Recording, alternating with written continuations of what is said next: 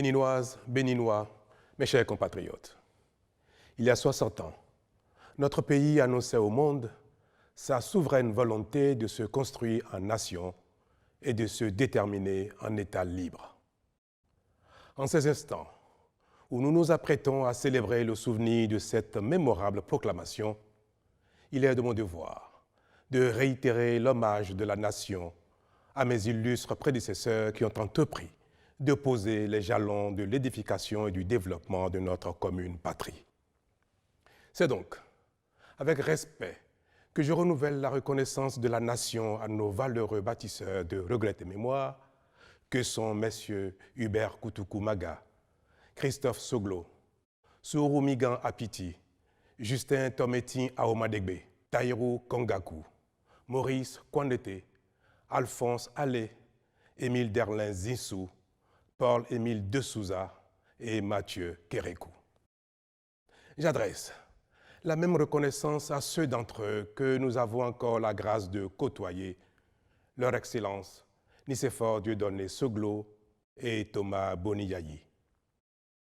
C'est avec une reconnaissance tout aussi appuyée que je salue toutes celles et ceux, artisans, paysans, commerçants, salariés du secteur public comme du secteur privé, religieux ou acteurs politiques qui, sous la lumière des projecteurs ou dans l'ombre, contribuent à cette œuvre passionnante et honorable. Mes chers compatriotes, les hésitations qui souvent nous habitent, les erreurs qui caractérisent parfois nos choix, la crainte du changement qui nous cantonne quelquefois dans les acquis éphémères et insuffisants, ne doivent nullement nous stigmatiser et nous faire douter de notre capacité à nous développer nous aussi. Les expériences que notre cheminement nous a permis d'accumuler doivent plutôt constituer la rampe de lancement vers ce développement certain et durable dont nous rêvons depuis 60 ans. Pour ce faire, nous devons assumer notre devoir d'inventaire avec lucidité pour surmonter avec courage et responsabilité les difficultés de parcours. En effet, pour assurer son développement, notre nation ne saurait se permettre pour longtemps la répétition d'erreurs ni la persistance de choix qui se révèlent inefficaces, voire nuisibles à son devenir. C'est le sens des réformes majeures que le gouvernement met en œuvre depuis bientôt 5 ans avec votre précieux soutien.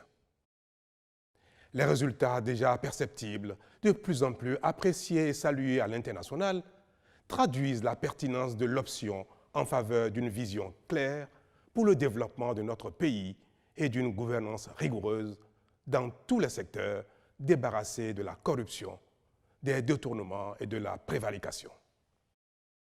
C'est ce qui a permis à notre pays, dans le cadre de l'évaluation par la Banque mondiale des politiques et des institutions nationales en 2020, d'être classé 2e du continent africain en matière de gestion économique.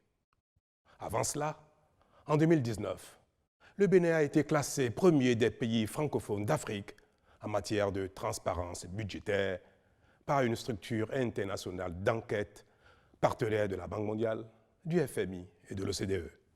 Cette rigueur dans la gouvernance, associée aux efforts de chacun, a permis à notre pays, depuis le début de cette année, de sortir de la liste des 25 pays les plus pauvres de la planète et de quitter la catégorie des pays à faible revenu pour intégrer le groupe des pays à revenus intermédiaires. Ces résultats renforcent notre conviction que le sous-développement n'est pas une fatalité dont ne peuvent se soustraire les peuples d'Afrique. Il nous rassure davantage que la pauvreté et la misère peuvent être éradiquées quand le travail devient une valeur et constitue la véritable source de revenus, qu'en anticipation, l'organisation, la méthode et la rigueur caractérisent la gouvernance et quand chacun répond de son action devant la loi. Mes chers compatriotes, en ces moments solennels, je me dois encore de remercier et de féliciter chacune et chacun de vous d'avoir consenti des efforts parfois difficiles et accepté quelquefois de renoncer à certains avantages pour permettre la mise en œuvre efficace de cette politique de rigueur nécessaire au développement de notre pays et à son rayonnement. Avec courage, lucidité et détermination, grâce à l'engagement de toutes ces filles et de tous ces fils, notre pays trace désormais les sillons de son parcours vers le développement. Nous devons persévérer dans cette direction afin d'honorer le pari de notre responsabilité collective devant l'histoire. Toutefois, quoique remarquables, ces résultats ne constituent qu'un début de réalisation des conditions minima préalables à l'essor de notre économie. C'est pourquoi nous ne devons point nous en contenter et encore moins arrêter la dynamique si nous voulons les amplifier. Nous devons donc, sans relâche, avec davantage de courage et d'abnégation, accentuer nos efforts en vue de rendre plus concrètes, plus visibles, plus satisfaisantes et plus durables les avancées qui s'observent ici et là. Nous avons toutes les raisons d'y croire, même si chacun ne ressent pas encore dans son quotidien tous les effets réels de ces performances qui pourtant améliorent déjà sensiblement la satisfaction de nos besoins basiques comme l'eau, l'électricité, les soins de santé et l'éducation, les routes, toutes choses préalables au développement collectif et à l'épanouissement individuel. En effet, le propre des communautés humaines, c'est de construire d'abord ce qui est essentiel au bien-être général, mais qui, bien que collectivement acquis, n'est pas toujours mesurable à la dimension individuelle. Or, c'est bien cela qui va nous permettre d'améliorer en premier lieu le confort de vie de chacun et surtout du grand nombre. Mes chers compatriotes, la célébration de cette 60e édition de notre fête nationale intervient dans un contexte tout particulier marqué par la pandémie de la COVID-19. C'est la plus grave crise sanitaire de notre temps. Elle se double d'une crise économique tout aussi préoccupante.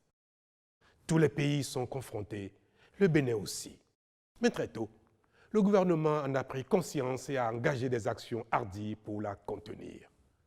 Aussi, avons-nous mis en œuvre une politique de riposte courageuse avec des moyens financiers importants pour l'acquisition de matériel et de médicaments en vue de prévenir la propagation de la pandémie et d'assurer la prise en charge efficace des personnes affectées.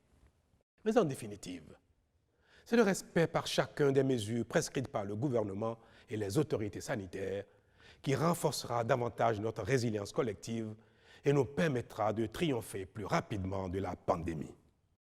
À cet égard, je veux saluer en votre nom le dévouement des personnels engagés dans la gestion de la crise, particulièrement les agents de santé, qui, honorant leur serment et leur savoir, méritent l'admiration de chacun de nous. Je veux saluer également la solidarité nationale qui s'est manifestée à travers d'importants dons en numéraire et en nature et exprimer la gratitude de la nation à tous les donateurs. Je veux enfin remercier nos amis et partenaires internationaux pour leur contribution appréciée à notre plan de riposte.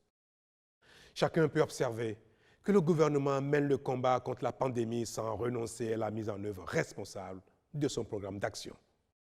En effet, alors même que nous mettons en place des solutions d'urgence pour répondre aux défis que pose la crise sanitaire, nous avons entrepris la réalisation d'investissements massifs nouveaux pour renforcer notre résilience sanitaire et assurer l'amélioration de la fourniture des services publics essentiels.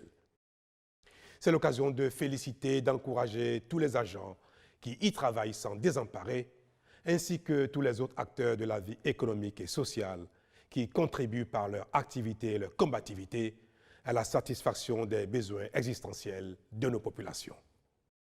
C'est précisément parce que la vie doit continuer et que l'activité économique en est un ressort essentiel que le gouvernement a par ailleurs pris des mesures fortes pour atténuer les effets socio-économiques de la pandémie, pour venir en aide aux acteurs qui ont été les plus éprouvés. Tout cela est l'expression d'un devoir de solidarité exceptionnel. Mes chers compatriotes, la célébration de notre fête nationale, marquant le 60e anniversaire de notre indépendance, nous engage à la conscience résolue de la maturité de notre nation, ainsi qu'à la mesure de la responsabilité qui en résulte. Elle nous impose de sortir définitivement de l'euphorie des indépendances pour construire notre devenir.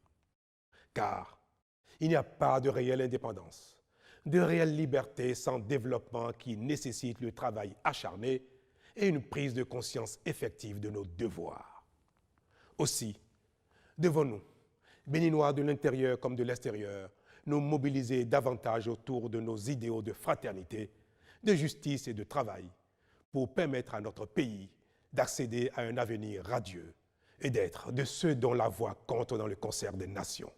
J'ai foi en notre capacité à construire une nation forte, riche et encore plus solidaire, qui assure à tous une vie décente.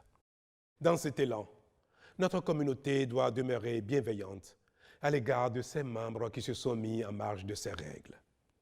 C'est pourquoi j'accorde à ceux d'entre eux qui en réunissent les conditions légales la grâce nécessaire à leur amendement et à leur insertion sociale. Bonne fête nationale à toutes et à tous.